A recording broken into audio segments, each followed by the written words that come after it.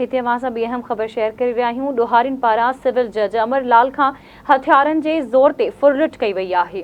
Khanpur road ते हथियारबंदनि जज अमरलाल संदसि रीडर गार्ड ऐं ड्राइवर खे यरग़माल बणाए फुरलुट कई। इतला बाद पुलिस कार्रवाई शुरू करे छॾी, जॾहिं त जल्द सामान वापसि कराईंदासीं, पुलिस जो इहो चवणु आहे। ब्रेकिंग न्यूज़ अवां सां शेयर कयूं पिया शिकारपुर मां, जिते ॾोहारियुनि पारां सिविल जज अमरलाल खां हथियारनि जे ज़ोर ते फुरलुट कई वई आहे।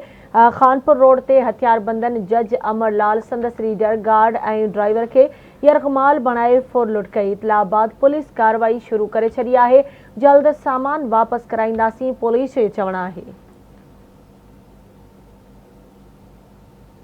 ॾोहारियुनि पारां सिविल जज अमरलाल खां हथियारनि जे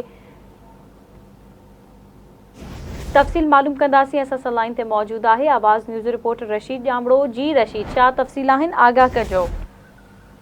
जी बिल्कुलु, अॼु खानपुर इंडस हाईवे ते ॾोहारियुनि पारां कंदकोट खां शिकारपुर वेंदड़ सिविल जज अमरलाल दास ऐं संदसि रीडर गार्ड ऐं ड्राइवर खे यरग़माल बनाए मोबाइल फ़ोनियूं ऐं रोक रक़म फुर कई वई आहे।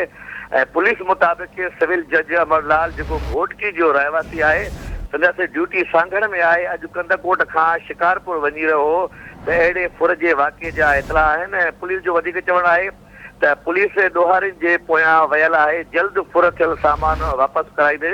ऐं मां तव्हांखे ॿुधाईंदो हलां त अॼु कुझु देरि अॻु हिकु ॿियो वाक़ियो टूल प्लाज़ा ते पिणु अहिड़ो फुर जो वाक़ियो पेश आयो आहे, ऐं जिते हिकिड़ो फ़ौजी अहलकार ऐं जेको पंहिंजे ड्यूटी खां वापसि ॻोठ वञी रहियो हो त ॾींहं ॾिठो अॼु ॿियो वाक़ियो पेश आयो। अहिड़े तौरु शिकारपुर खानपुर जेको इंडस हाईवे रोड आहे ऐं ॾींहं ॾिठे जो ॾोहारियुनि ते जेके शूट मिली वई आहे।